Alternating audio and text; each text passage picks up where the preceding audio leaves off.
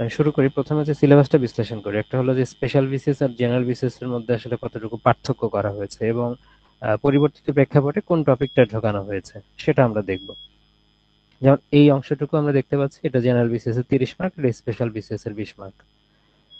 তার মধ্যে আমরা যদি দেখি যে প্রথম যে টপিকটা যেখান থেকে বেশি প্রশ্ন আসে, যে জেনারেল বিসিএস 6টা প্রশ্ন আমরা দেখেছি যে আসে এখান থেকে, হ্যাঁ, আর স্পেশাল বিসিএস এর 4টা প্রশ্ন। তো এখানে কিন্তু টপিকটা চেঞ্জ করে নামটা মূলত এখানে চেঞ্জ হয়েছে, যে আগে এই জায়গাটাতে আরো বিশদভাবে বলা ছিল, অর্থাৎ প্রাচীনকালের ইতিহাস থেকে বর্তমান সময়ের ইতিহাস, অর্থাৎ বাংলাদেশের মুক্তিযুদ্ধ পর্যন্ত ইতিহাস যা আছে সবকিছুই। এর মধ্যে হয়তো কিছু জিনিস বাদ দিয়েছে নতুন প্রেক্ষাপটের কারণে, ভাষা আন্দোলন, 1954 সালের নির্বাচন, মাঝখানের কিছু ঘটনা বাদ দিয়েছে, গণ অভ্যুত্থানের কথা বলেছে এখানে, হ্যাঁ। তো যখন প্রাচীনকাল থেকে সমসাময়িক কালের ইতিহাস এই কথাটুকু বলা থাকে, আসলে এর মধ্যে সবকিছুই পড়ে। প্রাচীনকাল থেকে এই পর্যন্ত সব ঘটনাই পড়ে, এখানে আলাদা করে উল্লেখ করে দিয়েছে মানে এই জায়গা থেকে প্রশ্ন হবে ব্যাপারটা এরকম না, এর জায়গার বাইরে থেকে কিন্তু প্রশ্ন হতে পারে, আমরা প্রিভিয়াসলি দেখেছি, হ্যাঁ। তবে কি আপনি এই জায়গাগুলোতে গুরুত্ব দিয়ে বেশি গুরুত্ব করতে পারেন।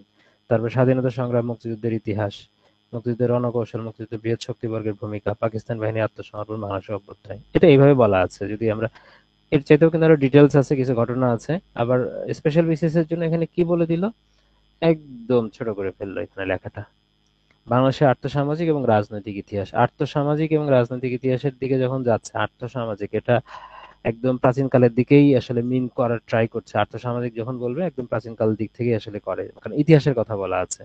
রাজনৈতিক ইতিহাসের ক্ষেত্রে কি, রাজনৈতিক ইতিহাস যদি এখানে আধুনিক যুগটা আবার স্পেসিফাই করে দিয়েছে। আধুনিক যুগ বলতে বোঝানো হচ্ছে 1757 থেকে অদ্যাবধি, অর্থাৎ 1757 আমরা জানি যে যখন আহ, আমরা এটা দেখবো যে প্রাচীনকালে যখন আহ, আমরা প্রাচীন প্রাচীন যুগ এবং মধ্যযুগটা যদি আমরা বাদ দেই, মানে রাজনৈতিক ইতিহাসের ক্ষেত্রে, যদি মধ্যযুগের একদম কিন্তু মিডল এন্ড থেকে কিন্তু এটা শুরু হচ্ছে, ঠিক আছে, মানে শেষের দিক থেকে কিন্তু এটা শুরু হচ্ছে। তো যাই হোক, সেই জায়গা থেকে আমরা দেখব মানে কোন জায়গা থেকে স্পেশাল বিসিএস এর পার্ট শুরু, সেটা আমি আলাদা করে দিয়েছি এখানে। কিন্তু তার আগ পর্যন্ত আমরা যদি দেখি যে স্পেশাল বিসিএস এ এখান থেকে কখনো যদি এইভাবে প্রশ্ন আসে জনপদ নিয়ে, জনপদ নিয়ে প্রশ্ন আসলে কিন্তু সেটা কিন্তু ঘুরে ফিরে ওই প্রাচীনকালের যে ইতিহাসটা সেই জায়গা থেকে যাচ্ছে, কিন্তু জনপদ কিন্তু খুব একটা ইম্পর্টেন্ট একটা টপিক আমরা জানি। তো যদি সেটা না হয়ে যদি একদম মনে হয় স্ট্রিক্টলি সিলেবাস মেনটেন করে যদি চলে, তাহলে আমরা সেটাও দেখবো যে সিলেবাস মেনটেন করে চললে আসলে কোন জায়গা থেকে প্রশ্ন হবে, অর্থাৎ 1757 পর থেকে বর্তমান পর্যন্ত। এটা আমি আলাদা করে পিডিএফ এ দিয়ে দিয়েছি, যে এই জায়গা থেকে স্পেশালের পার্টটা শুরু। বাদ বাকি দেখেন এই জায়গাগুলো সব সেম, এইগুলো সবই সেম। এখানে যেটা হলো, রাজনৈতিক ব্যবস্থাতে এসে যখন জেনারেল সিলেবাসটা দিল, তখন আর কিন্তু জুলাই বিপ্লবটা ঢোকায় নাই, তখন একটু আগে যেহেতু দিয়েছে। দেন এই জায়গায় স্পেশালের সিলেবাসটা একটু পরে দিল, যেহেতু এই জুলাই বিপ্লবটা এর পরে অ্যাড করে দিয়েছে। ঠিক আছে, যদিও রাজনৈতিক ব্যবস্থার মধ্যে একদম জুলাই বিপ্লব, অভ্যুত্থান, এটা এখানেও অ্যাড করে দেওয়া যাচ্ছে। আবার এটা আমরা সাম্প্রতিকের মধ্যেও আমরা পড়তে পারবো। তাহলে এই এক্সট্রা করে কিন্তু এটা কিন্তু আবার নতুন করে অ্যাড করেছে, এর বাইরে কিছুই নাই। ঠিক আছে, এটাই কিন্তু অ্যাড করা, আর যে সিলেবাস আগে যা যা ছিল সবই কিন্তু সেম, প্রত্যেকটা সাবজেক্টের প্রত্যেকটা জায়গায়। শুধু স্পেশাল আর জেনারেল মধ্যে পার্থক্য, এখানে 20 মার্ক, এখানে এখানে 20 মার্ক, এখানে 30 মার্ক। এখানে মার্ক ডিস্ট্রিবিউশনে কম আছে, এখানে যেখানে 3 করে সেখানে 2 করে, এখানে 6 ছিল প্রথম রাতে, এখানে 4, এতটুকুই। তো দেখেন আমি তাহলে যেটা আছে, আহ, যার অর্ধেকটুকু আমি পড়াবো আজকে, সেটা হচ্ছে বাংলাদেশের অর্থনীতি পর্যন্ত, কারণ এইটুকুর মধ্যেই বাংলাদেশের জাতীয় বিষয়াবলী আসলে অনেক কিছু আছে এর মধ্যে। যাচ্ছি তাহলে বাংলাদেশের জাতীয় বিষয়াবলী। জাতীয় বিষয়াবলীর মধ্যে এখান থেকে কিন্তু দেখেন স্পেশাল, আমি বলেছি স্পেশালের পার্ট যেখান থেকে শুরু আছে সেখানে মার্ক করা আছে যেখান থেকে স্পেশালটা শুরু। হ্যাঁ, স্পেশালের জন্য যেহেতু এখানে আধুনিক যুগ একটা ডিমার্কেশন দিয়েছে 1757 থেকে পরের দিক পর্যন্ত, মানে ওইটুকু যদি আমরা খেয়াল করি তাহলে আমরা পরের দিকে দেখবো স্পেশালের জন্য। কিন্তু তারপরেও এখানে কিছু কথা আছে যে আপনারা স্পেশাল ক্যান্ডিডেট কিন্তু অনেকে জেনারেলও দিবেন, আবার এই জিনিসগুলো অনেকে পড়েও ফেলেছেন।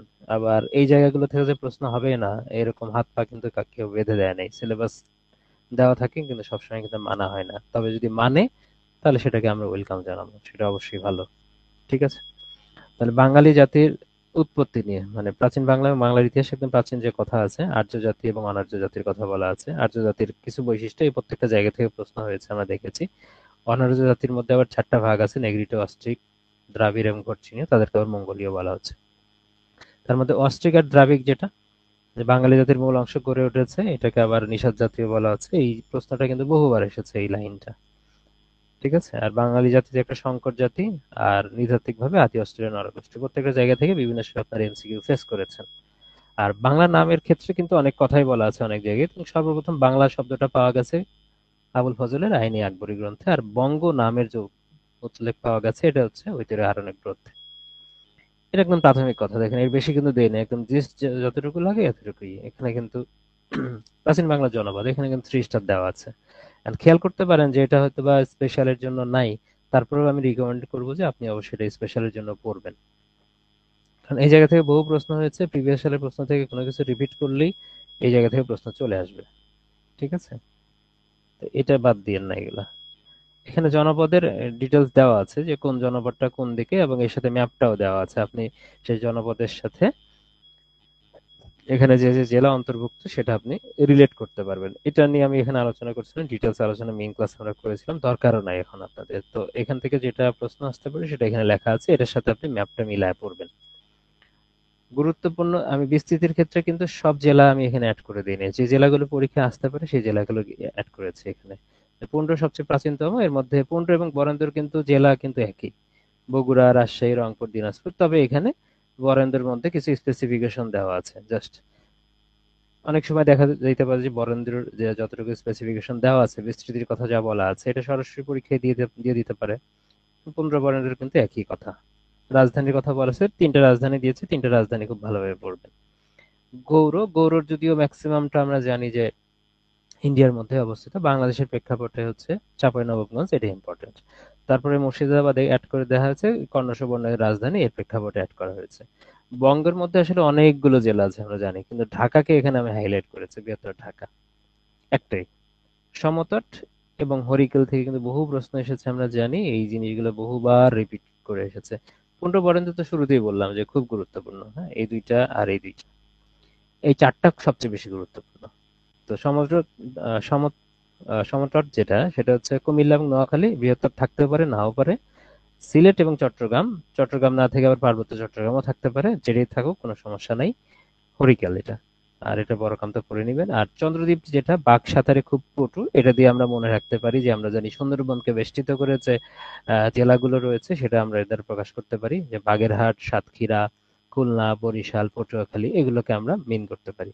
তো এর মধ্যে আমি দুইটা এখানে আবার আলাদা করে লিখে দিয়েছি, একটাই কারণে, কারণ হলো এখানে দেখা যাচ্ছে যে আহ এই জায়গাগুলো থেকে যেমন বরিশালটা আমি মিস করে গেছি এখানে।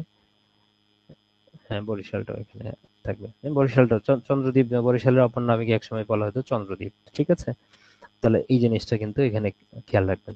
তাহলে চন্দ্রদ্বীপ মানে বাক্সাধারে খুব পটু যদি মনে রাখেন, তাহলে চন্দ্রদ্বীপটা পুরোটা কাভার হয়ে যাচ্ছে। ঠিক আছে, চন্দ্রদ্বীপ বা সুন্দরবনের যে জেলাগুলো রয়েছে, এই জেলাগুলো কিন্তু সুন্দরবনের জেলা। ব্যাস। প্রাচীন বাংলার শাসনামল বা শাসক, আসলে ডিটেলস আলোচনা করার সুযোগ নেই, ওটা গুরুত্বপূর্ণ ছিল জন্য আলোচনা করে দিলাম। আর শাসনামল এবং শাসক থেকেও কিন্তু কিছু প্রশ্ন আমরা দেখেছি, জেনারেল বিসিএস এর জন্য বেশি গুরুত্বপূর্ণ। স্পেশাল বিসিএস এ মনে হয় এগুলো অ্যাভয়েডই করবে, যেহেতু সিলেবাসে দেওয়া নাই। আর 1757 সাল থেকে পরের যে সিলেবাসটুকু আছে ওটা আমি আলোচনা করছি পরে, ওই পর্যন্ত আগে যাই। এখানে এখানে কিন্তু স্পেসিফিক কথাবার্তা নিয়ে আসা হয়েছে। একটা মৌর্য যুগ, গুপ্ত যুগ। মৌর্য যুগের প্রথম প্রথম সাম্রাজ্য, এটা জানি আমরা, তার মধ্যে দুইজন শাসক গুরুত্বপূর্ণ, চন্দ্রগুপ্ত মৌর্য আর হলো সম্রাট অশোক। চন্দ্রগুপ্ত মৌর্য সম্পর্কে প্রাথমিক কথা বলা আছে এখানে, সম্রাট অশোক সম্পর্কে যা বলা আছে এতটুকুই, এইটুকু আসলে বাদ দেওয়ার কোনো সুযোগ নেই, ফিল্টার করে সবচেয়ে কমানো হয়েছে এখানে। গুপ্ত যুগটা হচ্ছে স্বর্ণযুগ বলা হচ্ছে, প্রাচীন যুগের মধ্যে আবার মানে ভারতীয় উপমহাদেশের স্বর্ণযুগ এটা। এখানে কিন্তু 4 জনের কথা বলা আছে, এক লাইন করে। শ্রীগুপ্ত প্রতিষ্ঠাতা, প্রকৃত প্রতিষ্ঠাতা প্রথম চন্দ্রগুপ্ত, সমুদ্রগুপ্ত শ্রেষ্ঠ, আর সর্বশেষ রাজা আছে দ্বিতীয় চন্দ্রগুপ্ত। এখানে সর্বশ্রেষ্ঠ না বলে আমি সব জায়গায় শ্রেষ্ঠ রাজাই দিয়েছি, হ্যাঁ। সর্বশেষ, সর্বশ্রেষ্ঠ, বারবার সর্ব উচ্চারণ করিনি আমি। শ্রেষ্ঠ, শ্রেষ্ঠর ক্ষেত্রে আমি, সর্বশ্রেষ্ঠের ক্ষেত্রে শ্রেষ্ঠ এখানে আমি লিখে দিয়েছি। তাহলে শ্রেষ্ঠ আর সর্বশ্রেষ্ঠটা একই মিন করবেন আপনারা। আর সর্বশেষ রাজা সেভাবে বলা আছে, এক লাইনে কথা বলা আছে এগুলো। গৌড় রাজ্যের শশাঙ্কটা খুবই ইম্পর্টেন্ট, এটা সবার জন্য ইম্পর্টেন্ট শশাঙ্ক। স্পেশাল জেনারেল সবার জন্য খুব ইম্পর্টেন্ট শশাঙ্কের নামটা। জনপদ গুলোকে গৌড় নামে একত্রিত করেছেন। আর বাংলার বাংলার কথা বলা আছে, আর বাদ বাকিগুলো কিন্তু ছিল ভারতের কথা। এই যে ভারতীয় উপমহাদেশের প্রথম সম্রাট, এটা বাংলার প্রথম স্বাধীন এবং সার্বভৌম রাজা। রাজধানী কর্ণসুবর্ণ, আর তার মৃত্যুর পরে বাংলায় মাৎস্যন্যায় শুরু হয়।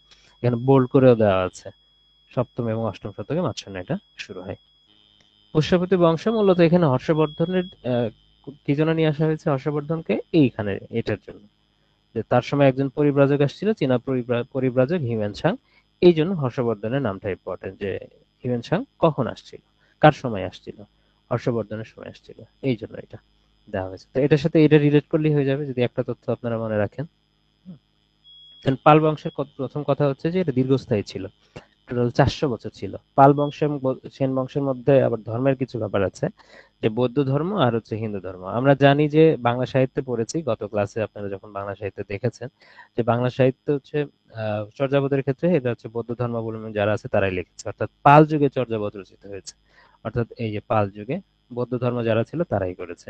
পরে যখন নেপালে গেল তখন কিন্তু, নেপালে কখন গেল, যখন বাংলায় যখন সেন শাসন চলে আসে, মানে হিন্দুরা হিন্দুরা আসলে তখন আর ওই বৌদ্ধ ধর্মের যে চর্যাপদ ছিল সেটার ভারত উপমহাদেশে মানে এখানে না থেকে নেপালে চলে গেছিল। এটা এটার সাথে কিন্তু রিলেশন আছে, এটা হ্যাঁ, এটা খেয়াল রাখবেন।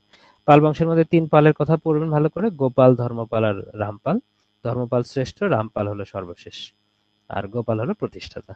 আর ধর্মপালের অবদানটা খুবই গুরুত্বপূর্ণ। অবদানের মধ্যে কিন্তু যে কত সম্পর বিহারটা নওগাঁ জেলার পাহাড়পুরে, এই কথাটা প্রচুর এমসিকিউ আকারে আসছে।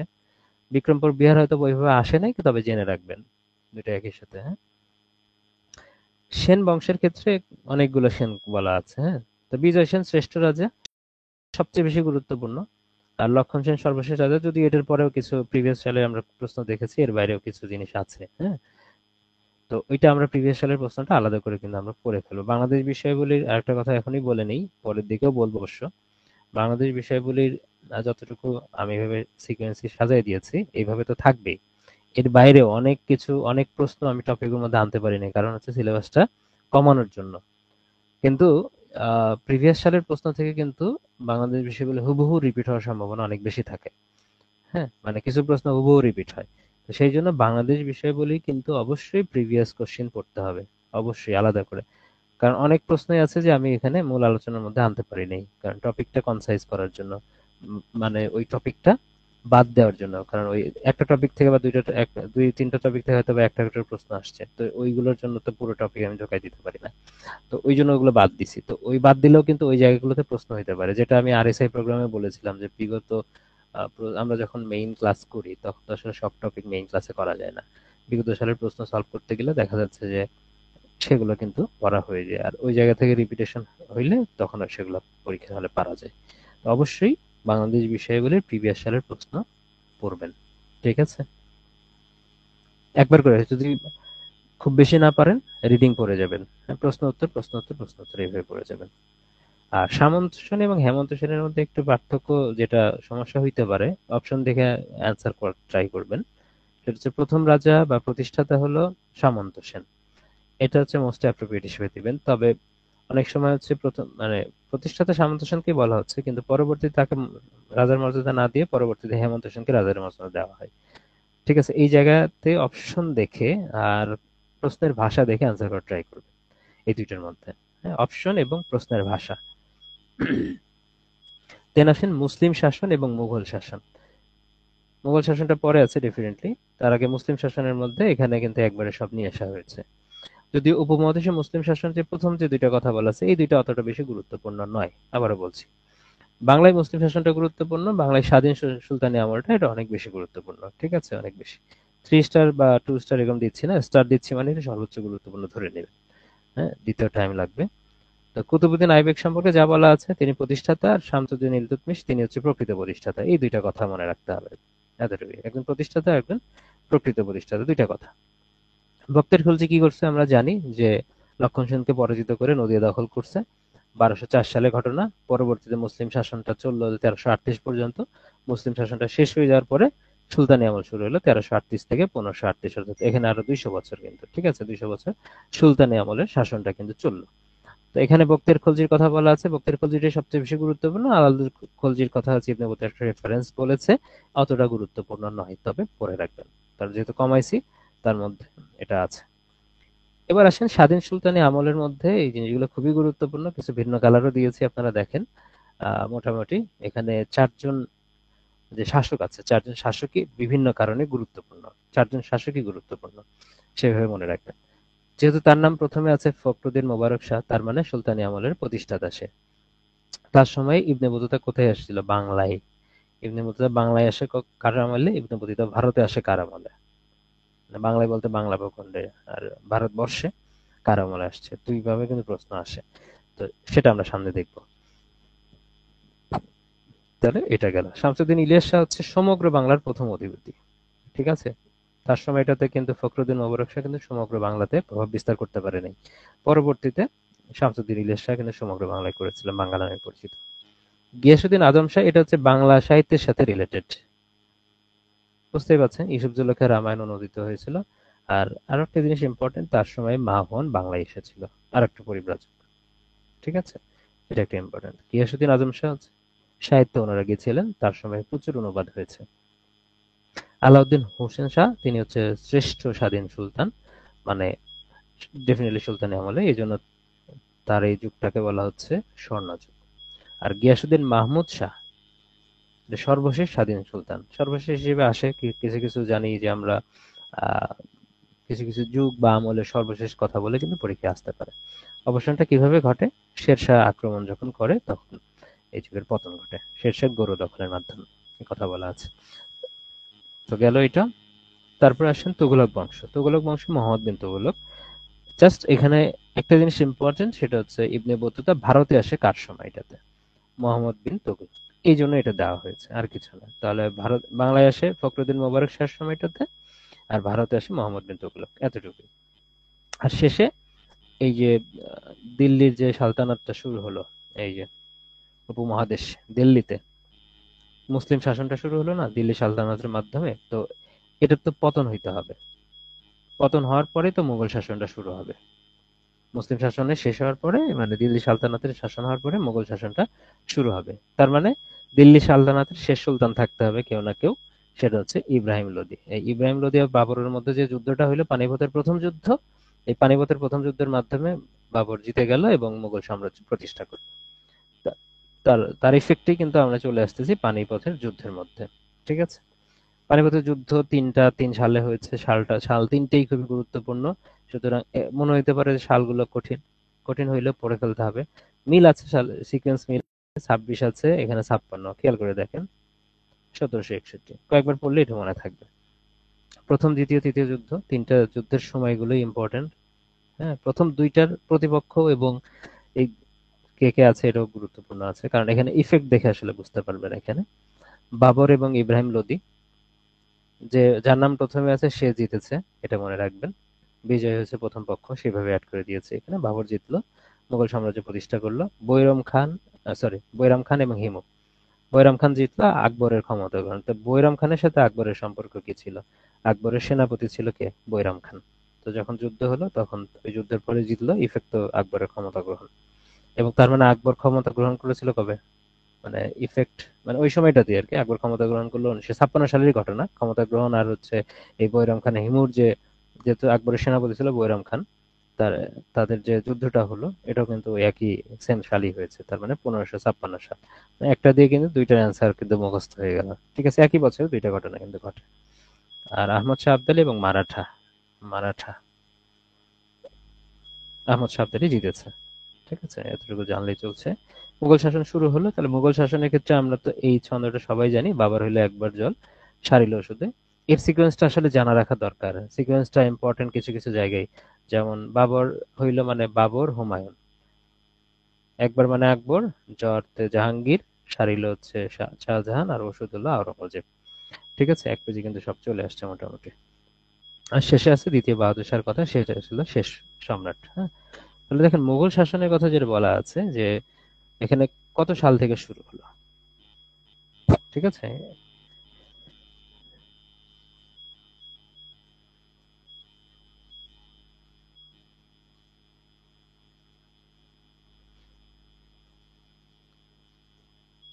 1526 সাল থেকে এখানে দেওয়া আছে, এটা একটু ঝামেলা আছে। 1526 হবে এখানে, 26 সাল থেকে। ঠিক আছে, 56 সালে তো পরে আসলো আর কি। তাহলে বাবর হচ্ছে মুঘল সাম্রাজ্যের প্রতিষ্ঠাতা, আর সম্রাটদের মধ্যে সর্বপ্রথম তিনি আত্মজীবনী রচনা করেছে। এই এমসিকিউ কিন্তু পরীক্ষায় আমরা আসতে দেখেছি। হুমায়ুনের নামটা শুধু একটা কারণে ইম্পর্টেন্ট যে বাংলার নাম দেন তিনি জান্নাতাবাদ। এটা বিসিএস এর জন্য খুব কমই আসে, এটা মানে আসার সম্ভাবনা কমই আছে। আকবরটা মোস্ট ইম্পর্টেন্ট। এখানে কিন্তু ফুল নেম দেওয়া আছে, একবার করে ফুল নেম আপনারা পড়তে পারেন। আর যেটা আপনি যে নামটা মনে রাখবেন মূলত সেটা বোল্ড করে দেওয়া আছে। আকবর মুঘল সাম্রাজ্যের শ্রেষ্ঠ শাসক তিনি, এবং তার সবকিছু এখানে যা আছে সবকিছুই থ্রি স্টার পড়ে ফেলতে হবে। এর বাইরে আরো তথ্য আছে, আমরা জানি তার রাজসভার অনেক অনেক অনেক অনেক আছে, অনেক মানুষ আছে। ওই জিনিসগুলো কিন্তু স্কিপ করেছি, স্কিপ করে কিন্তু একদম আরো শর্ট করে ফেলেছি। আকবর কিন্তু একদম শর্ট করা কিন্তু খুব রিস্কি, হ্যাঁ রিস্কিও, শর্ট করা রিস্কি এবং অনেক সাহস নিয়ে কিন্তু করতে হয়েছে। এর বাইরে কিন্তু আরো তথ্য আছে আমরা জানি। মুঘল শ্রেষ্ঠ শাসক, তিনি সিংহাসন আরোহণ করেছেন 13 বছর বয়সে। সালটা তো কিছুক্ষণ আগে দেখলাম। বাংলা জয় করেছেন তার 20 বছর পরে, 76 সালে। সমগ্র বাংলা ছবি বাংলা নামে পরিচিত। তার অবদান একশ্বরবাদী মতবাদ ছিল, দ্বীন-ই ইলাহি আর সৌরপঞ্জিকা বা বাংলা সাল গণনা শুরু হয়েছিল 1556 সাল থেকে। খেয়াল করে দেখেন 1556 সাল, 3টা সালের সাথে ইম্পর্টেন্ট। সিংহাসন আরোহণ করলো, যুদ্ধ হইলো, পানিপথের দ্বিতীয় যুদ্ধ। আর ওই আরোহণের সাল থেকেই সৌরপঞ্জিকা বা বাংলা সাল গণনাটা শুরু হলো। ঠিক আছে, সৌরপঞ্জিকা প্রবর্তন, এটা ঠিক আছে। তারপর জাহাঙ্গীর, বাংলায় মুঘল শাসনের প্রতিষ্ঠা। তা বাংলায় বলা আছে, ঠিক আছে, মানে বাংলার ভূখণ্ডে। ঠিক আছে, বাংলার ভূখণ্ডের কথা কিন্তু গেল প্রতিষ্ঠাতা। তারপরে বলা আছে যে শাহজাহানের কথা, তাকে প্রিন্স অফ বিল্ডার্স বলা হয়। তার কিছু নির্মাণ আছে, এর বাইরে আরো নির্মাণ আছে। গুরুত্বপূর্ণ 3টা নির্মাণ এখানে অ্যাড করে দেওয়া আছে। আওরঙ্গজেব বাদশাহ আলমগীর নামে পরিচিত। এটা আমরা কবিতা পড়েছি, সেই জায়গাতে জাস্ট জেনে রাখবেন, পরীক্ষা হয় ভাবে আসে না, কারণ আসলে এটা সবাই পারবে। দ্বিতীয় বাহাদুর শাহ আসেন, এটা ইম্পর্টেন্ট, যদিও ওই লিস্টের মধ্যে নাই, সবার শেষে যেহেতু সে। দ্বিতীয় বাহাদুর শাহ শেষ মুঘল সম্রাট, এই জন্য এটা ইম্পর্টেন্ট।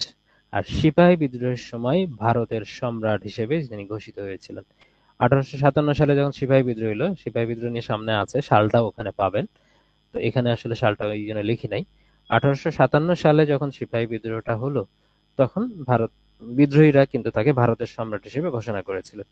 কিন্তু তার এটা ভালো লাগেনি, তিনি পরবর্তীতে কিছু একটা কাহিনী করছে, সে কাহিনীটা আমরা সামনে দেখব কি করছে। তাহলে দ্বিতীয় বাহাদুর শাহের নামটা মনে রাখেন, সামনে কি কাহিনী আছে। এটা গেল কি দেখেন, এটা গেল হচ্ছে মুঘল শাসন, মানে ভারতে মুঘল শাসনটা শুরু হলো যেটা, এটা ঠিক আছে। এখন ভারতে যারা ছিল তারা একদম মেইন সম্রাট যারা ছিলেন তারা মুঘল সম্রাট। আর বাংলায় শাসনের জন্য তারা কি করলো, বাংলায় শাসনের জন্য এই যে বাংলা, সমগ্র বাংলা যখন জয় করলো 1556 সালে, কে জয় করলো, সম্রাট আকবর। তার মানে ওখান থেকে কিন্তু বাংলার শাসনটা কিন্তু প্রতিষ্ঠা হয়ে গেল। তার মানে এখানে খেয়াল করে দেখেন, বাংলা শাসন প্রতিষ্ঠা যখন হয়ে গেল, তখন মুঘল সম্রাটরা তো মেইন দায়িত্বেই থাকবে, কিন্তু বাংলার অংশের জন্য তো আলাদা করে প্রতিনিধি নিয়োগ দিল। প্রতিনিধি মানে কি, সুবাদার। বাংলায় যাদের নিয়োগ দেওয়া হলো তারা সুবাদার বলা হচ্ছে। তার মানে কার সময়টাতে কোন সুবাদার ছিল, এটাও একটা ইম্পর্টেন্ট ব্যাপার আছে। আর ওই সিকোয়েন্সটার কথা বলেছি, বাবার হইলে একবার জল সারিল ওষুধে। এই যে জ্বর সারিল ওষুধে, দেখেন তিনজনের নামটা কিন্তু আবার সিকোয়েন্সেই আছে। এই সিকোয়েন্স দিয়ে কিন্তু অনেক কিছু হবে, সামনের অনেক কিছুর উত্তর করতে পারবেন সিকোয়েন্স দিয়ে। তাহলে ইসলাম খান বাংলার প্রথম সুবাদার, 3 স্টার, তার সবকিছু এখানে যা যা আছে সবই গুরুত্বপূর্ণ, একদম বলা আছে। বাংলায় সুবাদারি শাসনের প্রতিষ্ঠাতা, বাংলায় সুবাদারি শাসনের প্রতিষ্ঠাতা মানে বাংলায় এসেই ঢাকাকে প্রথম রাজধানী করলো হচ্ছে ইসলাম খান, সেই 1610 সালে। এবং নামকরণ করলো জাহাঙ্গীরনগর, কারণ তার সম্রাট ছিল কে, জাহাঙ্গীর। তো তার নাম অনুসারে জাহাঙ্গীরনগর নাম রেখেছে। আর ধোলাইখাল বা দোলাইখাল যাই বলেন না কেন, এটা এমসিকিউ বিভিন্ন সময় বিভিন্ন পরীক্ষায় আসে, বিসিএস এর জন্য খুব বেশি যে গুরুত্বপূর্ণ এমন না, তারপরেও এটা থাকবে। তো এটা, আর তার সময়টাতে তিনি 12 ভূঁইয়াদের চূড়ান্ত ভাবে দমন করেছিলেন। তার মানে 12 ভূঁইয়াদের যখন চূড়ান্ত ভাবে দমন করলো, সে কে করলো, ইসলাম খান করলো। আর তখন মুঘল সম্রাট কে ছিল, জাহাঙ্গীর ছিল। কিন্তু 12 ভূঁইয়াদের আসলে উত্থান কখন ঘটলো, তার আগে কে ছিল, জাহাঙ্গীরের আগে কে ছিল মুঘল সম্রাট, আকবর। তো তার সময়টাতে এই সিকোয়েন্সটা মনে রাখতে হবে। আর উল্লেখযোগ্য 12 ভূঁইয়ারা কে ছিল, ঈসা খান, মুসা খান, চাঁদ রায়, কেদার রায় আর প্রতাপাদিত্য। 5 জনের নাম বলা আছে, সবচেয়ে গুরুত্বপূর্ণ। শাহজাহানের শাহ সুজা, বড় কাটরা, বড় কাটরাটা ইম্পর্টেন্ট। মীর জুমলা ঢাকা গেট নির্মাণ করেছে। শায়েস্তা খান আবার 3 স্টার, সবকিছু গুরুত্বপূর্ণ। শায়েস্তা খান শায়েস্তা করেছিল, পর্তুগিজদের বিতাড়িত করেছিল। তিনি আবার নাম রেখে, শায়েস্তা খান আবার কার আমলে? আওরঙ্গজেবের আমলে, কিন্তু একটার মধ্যেই যাবে। চট্টগ্রামের নাম রাখেন ইসলামাবাদ। আর স্থাপত্যের জন্য বাংলায় মুঘলদের স্বর্ণযুগ বলা হয়। স্বর্ণযুগ কিন্তু বিভিন্ন জায়গায় আমরা পেয়েছি, ঠিক আছে? খেয়াল রাখেন যে সুলতানি আমলে একটা স্বর্ণযুগ পেয়েছি, তারপরে গুপ্ত যুগ একটা স্বর্ণযুগ, দেন শায়েস্তা খানের এই যুগটা একটা স্বর্ণযুগ। হ্যাঁ, কীর্তি হচ্ছে ছোট কাটরা, লালবাগের কেল্লা, এখানে পরী বিবির মাজার আছে, তার কন্যা, চক মসজিদ, সাত গম্বুজ মসজিদ। ইম্পর্টেন্ট। শায়েস্তা খান, ইসলাম খান খুব ইম্পর্টেন্ট। বাংলার নবাবী শাসন। নবাবী শাসনের মধ্যে আমরা জানি প্রথম নবাব হচ্ছে মুর্শিদকুলি খান, আর শেষ নবাব হচ্ছে নবাব সিরাজউদ্দৌলা। সিরাজউদ্দৌলা সম্পর্কে জানতে হবে। সিরাজউদ্দৌলা সিংহাসন আরোহণ করে ১৭৫৬ সালে। এখানে বলা হলো ১৭৫৬ সালে মোটামুটি, এই যে এখানে বলা আছে যে বাংলায় মুঘল শাসন ১৭৫৭ হিসেবে শেষ করে দেওয়া হয়েছে, ১৫৭৬ থেকে ১৭৫৭। ঠিক আছে, মানে পলাশী যুদ্ধের মাধ্যমে স্বাধীনতার সূর্য অস্তমিত হইলো। তার মানে এরপর থেকেই, মানে ৫৭ সাল থেকে অদ্যাবধি, মানে এরপরে যদি আমরা চিন্তা করি, যে পলাশী যুদ্ধ থেকে আপনারা চিন্তা করতে পারেন, যদি এখানে বলা আছে যে, আমরা পরে দেখবো, তার মানে ১৭৫৭ সালের একটা কিন্তু এখানে টাচ আছে। ঠিক আছে, যে এর এখান থেকে সামনের দিকে আপনাকে যেতে হবে। তাহলে যেহেতু এখানে টাচ করে দেওয়া আছে, তার মানে ১৭৫৭ সালে এই জায়গা থেকে আপনারা স্পেশাল হিসেবে কিন্তু ধরে নেবেন যে এই জায়গাগুলো থেকে কিন্তু প্রশ্ন হইতে পারে। টাচ করা আছে যদিও, হ্যাঁ, ১৭৫৭ থেকে অদ্যাবধি, এখান এখান থেকে কিন্তু স্পেশাল আপনারা ধরেই নেবেন যে পলাশী যুদ্ধ থেকে। ঠিক আছে, এখান থেকে স্পেশাল ধরে নেবেন, যদিও আরো স্পেসিফিক করে বলা আছে, এর পরের থেকে বলা আছে এখানে। হ্যাঁ, টাচ করা আছে যেহেতু, এখান থেকে অবশ্যই এগুলো বাদ দিয়েন না। সালটা এবং এখানে যা দেওয়া আছে সব পড়তে হবে। তারিখ ইম্পর্টেন্ট। সবচেয়ে বেশি যদি কোনটা ইম্পর্টেন্ট বলেন, তাহলে তারিখ ইম্পর্টেন্ট। তারিখ এবং সাল দুইটাই। ২৩ জুন ১৭৫৭। ঠিক আছে, ২৩ জুন ১৭৫৭, পরের বছর, যে বছর সিংহাসনে আরোহণ করলো তার পরের বছরই কিন্তু যুদ্ধটা হইলো। ভাগীরথী নদীর তীরে পলাশির আম্রকাননে কেউ একজন দাঁড়ান, নিম্ব আসতেছি।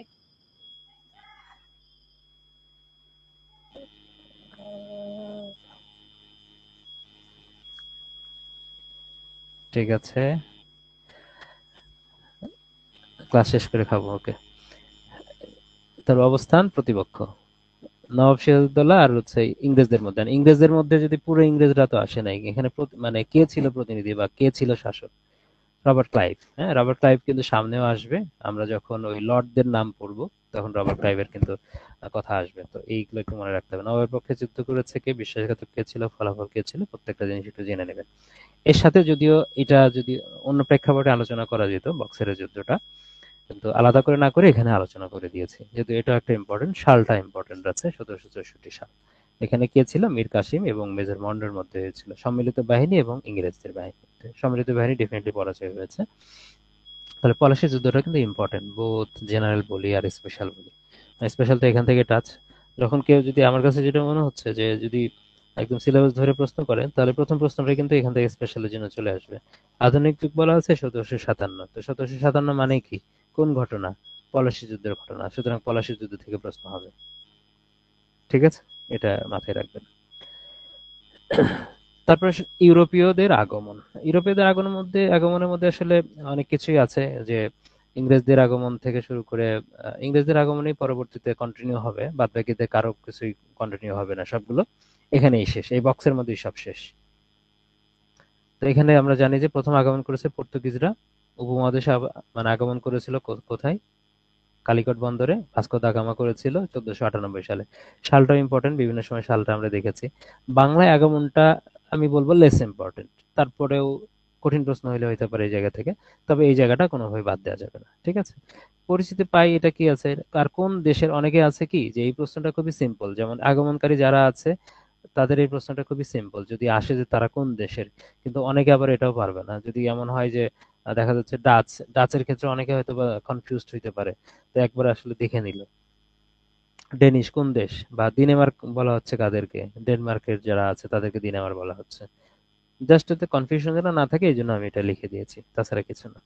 তাহলে ফিরিঙ্গি আর হারমাদ। হারমাদ হচ্ছে পর্তুগিজ জলদস্যু যারা ছিল তাদেরকে হারমাদ বলা হতো, পর্তুগালের। ইংরেজদের আসলে এখানে যত কম পড়া যায় আর কি, জাস্ট এখানে সম্মানার্থে এখানে অ্যাড করে দিয়েছি, এখানে আর কিছু না। কারণ ইংরেজি নিয়ে বাদ বাকি সময়টাতে পড়তে হবে। ডাচ, ওলন্দাজ, নেদারল্যান্ড, ডেনিশ, দিনেমার, ডেনমার্ক, ফরাসি হচ্ছে তারা শেষ আগমনকারী ছিল। ফরাসি তার মানে তারা ফ্রান্সের অধিবাসী। ঠিক আছে, তাহলে এখানে মূলত পর্তুগিজরাই আমরা হাইলাইট করছি, আর কোনটা কোন দেশে আর কোন কোন আগমনকারীরা এটা আসছিল। পোর্ট দিয়ে আমরা মনে রাখতে পারি, এর আগেও আমরা বলেছি, PODEF, পর্তুগিজ, ওলন্দাজ, ওলন্দাজ মানে ডাচ, এই যে এটাকে বোঝাচ্ছি, ঠিক আছে। ডি তে আবার ডেনিশ, ই তে ইংল্যান্ড বা ইংরেজ, এফ তে হচ্ছে ফ্রেঞ্চ বা ফরাসি যারা আছে, পোর্ট দিয়ে মনে রাখা যায়, হ্যাঁ। তো ওতে কিন্তু ওলন্দাজ, এই ওলন্দাজকে বোঝাচ্ছি। ওলন্দাজ হোক আর ডাচ হোক, এখানে ডাচ না লিখে যদি ওলন্দাজ লেখেন সমস্যা নাই,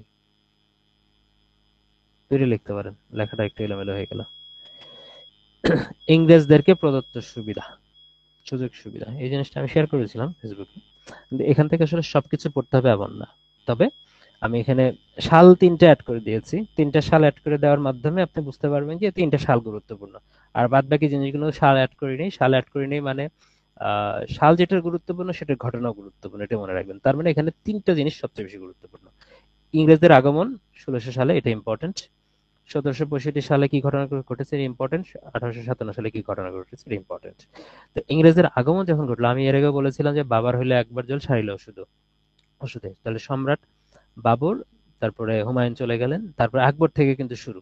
দেখেন, একবার জ্বর সারিল, ওষুধ হয়তো নাই এখানে, কিন্তু ওই সিকোয়েন্সটা কিন্তু আছে। এবং ইংরেজদের প্রদত্ত সুযোগ সুবিধা, তার মানে কি তারাই তো ছিল ক্ষমতায়, তার মানে একের পর এক মোগল সম্রাটই তো তাদেরকে বিভিন্ন সুযোগ সুবিধা দিয়েছে। তা ইংরেজদের আগমন এটা সুযোগ সুবিধা অর্থে ধরতে পারেন, কারণ ওই হেডলাইন আমি এভাবে করেছি, কারণ তার সময়টাতে, তাহলে ইংরেজদের আগমন ঘটলো কার সময়, আকবরের সময়টাতে ঘটলো।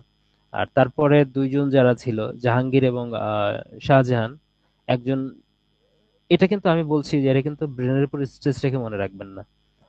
জাস্ট ঘটনা, আমার কথা শুনে যদি পরীক্ষার হলে, যদি এই প্রশ্নের পরীক্ষার হলে আসে এবং আমার এই কথা শুনে বা ঘটনাক্রমে যদি মনে পড়ে, তাহলে দাগাবেন, নাহলে নাই। আমি বলেছি এখান থেকে তিনটা তথ্য, একটা দুইটা তিনটা তথ্যটা পড়বেন। যদি এই তিনটা তথ্য মুখস্থ রাখার জন্য স্ট্রেস নেওয়া লাগে নিবেন, কিন্তু বাদ বাকি কোনো তথ্যের জন্য স্ট্রেস নেবেন না। আকবর, যেহেতু আকবরের সময় আসলোই, তার মানে তারপরে দুইজন কি করলো, বাণিজ্য কুঠি, বাণিজ্য করার অনুমতি দিল। বাণিজ্য বাণিজ্য করার জন্য আগে কুঠি স্থাপন করতে হবে, তারপরে বাদ বাকি সুযোগ সুবিধা দিবে।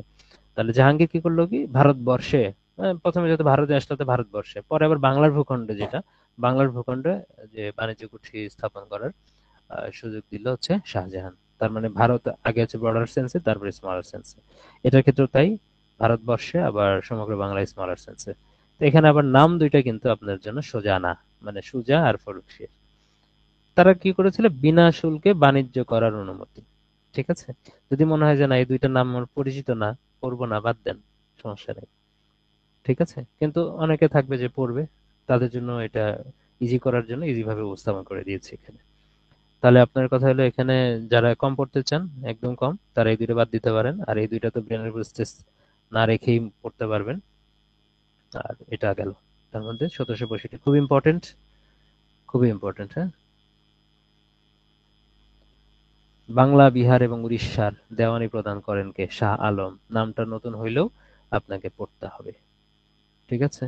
এলাহাবাদ চুক্তির মাধ্যমে, কোন চুক্তি এবং কত সালে দেওয়ানি, তাহলে দেওয়ানি প্রদান করে কত সালে, 1765 সালে। এলাহাবাদ চুক্তি হয় কত সালে, 1765 সালে। আর কিছুক্ষণ আগে বলেছিলাম যে দ্বিতীয় বাহাদুর শাহর কথা বলেছিলাম, যে 1757 সালের যে যুদ্ধ হলো, সিপাহী বিদ্রোহ, সিপাহী বিদ্রোহে বিদ্রোহীরা তাকে কি করেছিল, ভারতের সম্রাট হিসেবে তাকে ঘোষণা করেছিল। কিন্তু সে কি করলো, এই 1757 সালেই কিন্তু ওইটাই ঘোষণা করলো, কিন্তু তিনি দিল্লির অধিকারটা ছেড়ে দিল কাকে, ইংরেজদেরকে প্রদান করলো। ঠিক আছে, ওটাই বলছিলাম, পরবর্তীতে কি করেছিল সেটা আমরা দেখবো। তো কি করলেন, দিল্লির অধিকার ইংরেজদের ছেড়ে দিল। তাহলে ওই দুইটার সাথে রিলেট করবেন, সালটা ইম্পর্টেন্ট। ঠিক আছে। সিপাহী বিদ্রোহ 1857, বিদ্রোহ হচ্ছিল, কেউ নাই এখানে লিডার হিসেবে, বিদ্রোহীরা দ্বিতীয় বাহাদুর শাহকে লিডার হিসেবে মানলো। ঠিক আছে, এই ঘটনা এত গেল। পরবর্তী ওই বছরই 57 সালেই তখন কি করলেন, তিনি দিল্লির অধিকারটা ইংরেজদের ছেড়ে দিলেন। ব্যাস, দুইটা রিলেট করে পড়ে ফেললেন। যদি এখানে বলা আছে স্পেশাল বিশেষ, শুরুটা এই হিসেবে বলেছে কারণ এখান থেকে আসলে সবকিছুই পড়তে হবে। আর ওখানে শুধু 1757 বলেছিলাম। ঠিক আছে, উপরে উপরে বলেছিলাম কি 1757 সালের পলাশী যুদ্ধ, এটা স্পেশালের 57 সাল যেহেতু টাচ করা আছে, এই জন্য এটা পড়তে হবে, মাস্ট বি। আর এখান থেকে মূলত 1757 সাল থেকে আর পরবর্তী যে স্পেশাল বিশেষ শুরু, এখান থেকে সবই পড়তে হবে। ইংরেজ শাসক এবং তাদের অবদান বলা আছে এখানে, কিন্তু দুই ভাবে তাদের ইংরেজরা শাসন করেছে। আমরা ইস্ট ইন্ডিয়া কোম্পানির মাধ্যমে একটা, আর একটা হলো ব্রিটিশ শাসন, যখন টেক ওভার করলো গভর্নমেন্ট ইন্ডিয়া, যখন ব্রিটিশ গভর্নমেন্ট এটা টেক ওভার করলো তখন ব্রিটিশ শাসন হয়ে গেল। তাহলে 1757 সাল থেকে 1757 সালে পলাশি যুদ্ধ হলো, ক্ষমতা নবাব হেরে গেলেন, স্বাধীনতার সূর্য অস্তমিত। তারপর থেকে 100 বছর, 1857 সালে এসে সিপাহী বিদ্রোহ হইলো। এখানে দেখেন সালগুলো ইম্পর্টেন্ট, এখানে কিন্তু পলাশি যুদ্ধ হইলো, স্বাধীনতা সূর্য অস্তমিত। তারপরে 100 বছর শাসন করে এখানে যখন সিপাহী বিদ্রোহ হইলো, তখন দেখলো যে না, ব্রিটিশ থেকে দেখলো না এইভাবে আর চলতে দেওয়া যায় না, ক্ষমতা তারা টেক ওভার করে নিল, ইস্ট ইন্ডিয়া কোম্পানির শাসনটাকে বিলুপ্ত করে দিয়ে ব্রিটিশ শাসনে তখন চলে গেল। একদম তারা তাদের দেশ থেকে শাসনভার পরিচালনা করলো, কোম্পানির হাতে শাসন থাকলো না। তারপরে কোম্পানি আবার 1857 সাল থেকে 1947 সালে যখন আমাদের জানি যে উপমহাদেশে মানে ভারত পাকিস্তান যখন আলাদা করে দিয়ে তারা চলে গেল, ভারত পাকিস্তানকে স্বাধীনতা দিয়ে তারা চলে গেল 1947। তাহলে এই দুইটার শাসনের যে পিরিয়ডটা কোনোভাবেই কিন্তু মিস করা যাবে না, খুব ইম্পর্টেন্ট। কিন্তু সালের যে ডিউরেশনটা, এই পিরিয়ডটা কিন্তু খুব ইম্পর্টেন্ট। এবার আসেন যে এটা মেইন ক্লাসে আমি একভাবে পড়িয়েছিলাম, এখানেও সেভাবে দিয়েছি, এখানে কমাই দিয়েছি, তবে উপস্থাপনাটা আরো সুন্দরভাবে করে দিয়েছি এখানে। হ্যাঁ, এখানে আপনি যেভাবে মনে রাখতে পারেন, আপনার যদি মাথা ঘোরায় তার সলিউশনও আছে এখানে। কিন্তু মাথা যেখানে ঘোরানো যাবে না সেটা হচ্ছে শাসক এবং তার অবদানটা কি। এখানে সবাই লর্ডের কথা বলা আছে, লর্ড আর আলাদা করে লাগাইনি এখানে। প্রত্যেকটা শাসক তার অবদান কি, যদি বলা হয় দ্বৈত শাসক ব্যবস্থার প্রবর্তককে রবার্ট ক্লাইভ, এটা আপনাকে পারতে হবে। খেয়াল করে দেখেন, এটার সাথে একটা মিলাই দেখেন তো, যে 1765 সাল এলাহাবাদ চুক্তি, মিল আছে। 1765 সাল রবার্ট ক্লাইভ, তার মানে তখন কে ছিল? রবার্ট ক্লাইভ ছিল। তাহলে ওই কাহিনীগুলা যেটা হয়েছে আর কি, এখানে এলাহাবাদ চুক্তির মাধ্যমে দেওয়ানি প্রদান করেছিল শাহ আলম, কাকে করেছিল? রবার্ট ক্লাইভকেই করেছিল। আর রবার্ট ক্লাইভ তখন দ্বৈত শাসন ব্যবস্থা প্রবর্তন করে গেলেন। আচ্ছা, খেয়াল করে দেখেন তাহলে এখানে তিনটা আমাদের তাদের যে পদ পদবি ছিল, প্রথম হচ্ছে বাংলা থেকে শুরু, কারণ বাংলার স্বাধীনতা সূর্য তো অস্তমিত হলো পলাশী যুদ্ধের মাধ্যমে, তাই না? প্রথমে তো পুরো ইন্ডিয়ারটা হয়নি, তাই না? পুরো ইন্ডিয়ারটা কি হয়েছে? হয়নি। খেয়াল খেয়াল করে দেখেন, 1757 সালে যখন পলাশী যুদ্ধ হলো, বাংলার স্বাধীনতা সূর্য অস্তমিত গেল, মানে কি বাংলা থেকেই গভর্নরটা শুরু হলো, ইস্ট ইন্ডিয়া কোম্পানির শাসন তখন বাংলা থেকেই মেইনলি শুরু হলো। তার মানে কি গভর্নর কি বাংলা থেকেই শুরু হবে? তাহলে গভর্নর থেকে বাংলা শুরু হলো, তারপরে গভর্নর জেনারেল, তারপরে যখন আহ টেক ওভার করে নিল তখন ওইটা আবার ভারতের গভর্নর জেনারেল হয়ে গেল। ঠিক আছে, মানে ওই সময়টাতে এটা ভারতের গভর্নর যখন ধীরে ধীরে, না না, যদি টেক ওভার করলো তখন ভাইসরয় হিসেবে গেছিল আর কি। তার আগে ভারতের পুরো ভারতে যখন তাদের প্রভাবটা বিস্তার করলো, তখন এটা গভর্নর জেনারেল হয়ে গেল, তারপর গভর্নর জেনারেল থেকে ভাইসরয় হয়ে গেল, ভাইসরয় দিয়ে কিন্তু শেষ পর্যন্ত শেষ। তার মানে চারটা পদ, আমরা চারটা না তিনটা পদের নাম, গভর্নর, গভর্নর জেনারেল, তারপরে শেষে ভাইসরয়। তবে আমরা চারটা পদ হিসেবে ধরে নেব, একটা বাংলার গভর্নর, বাংলার গভর্নর জেনারেল, ভারতের গভর্নর জেনারেল এবং ভারতের ভাইসরয়, এইভাবে চারটা পদ ধরে নেব। প্রত্যেকটারই প্রথম এবং শেষ আছে। তাহলে মনে রাখবেন কিভাবে, বাংলার প্রথম গভর্নরকে? Robert Clive. সে কি করেছে সেটা। তারপরে এখানে ডট দেওয়া আছে, মানে ইনি গভর্নর। বাংলার 76-এর মন্বন্তরের সময় বাংলার গভর্নর কে ছিলেন? এই জিনিসটা অনেকে পড়েছি আমরা, জন কার্টিয়ার, পড়েছি না?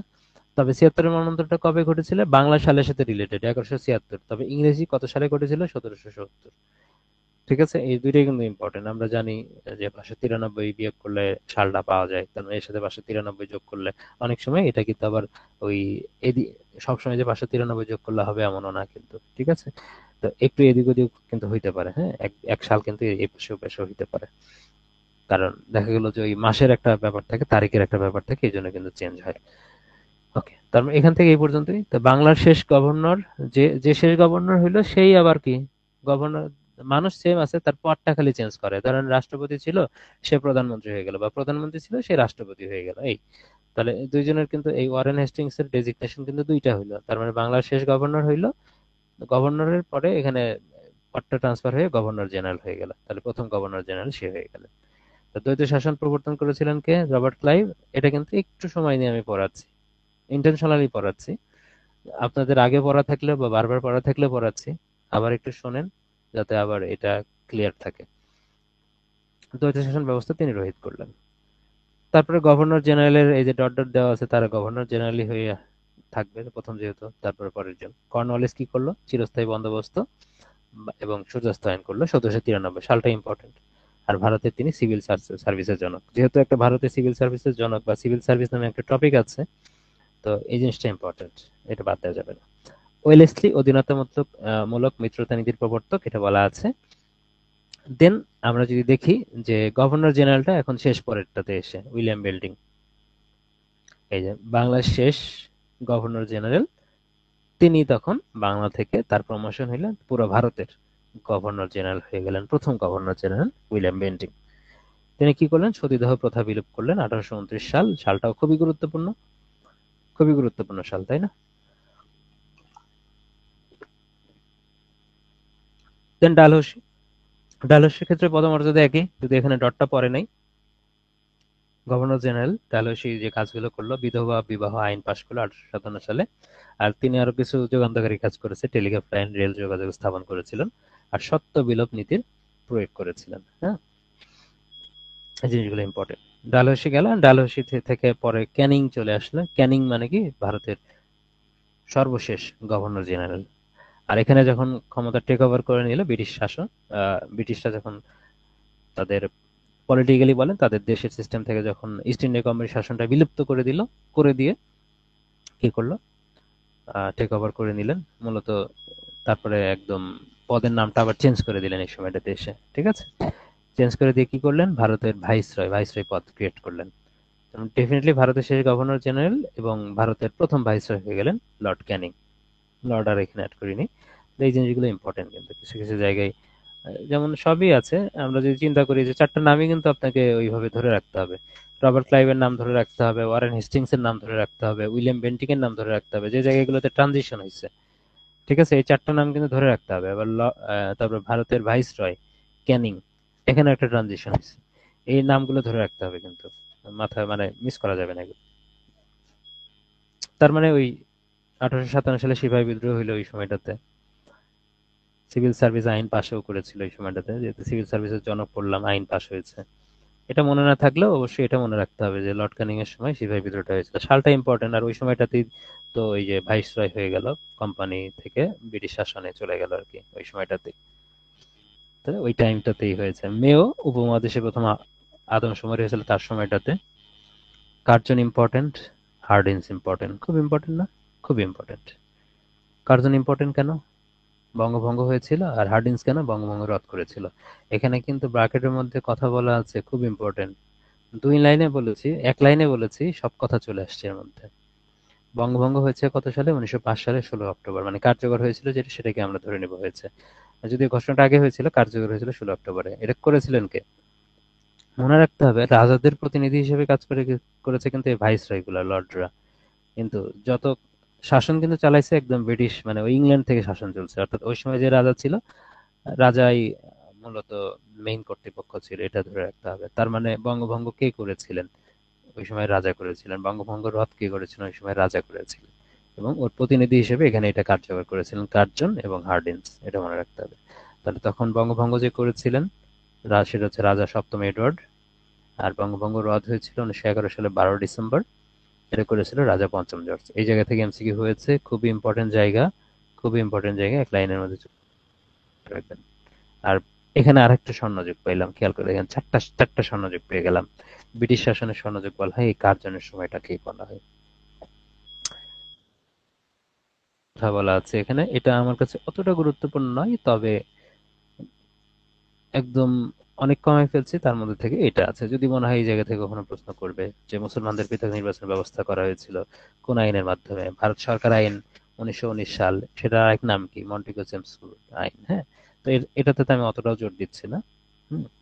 তারপর আসেন ভারত শাসন আইনটার এই তারিখ, সালটা একটু ইম্পর্টেন্ট আছে, 1935।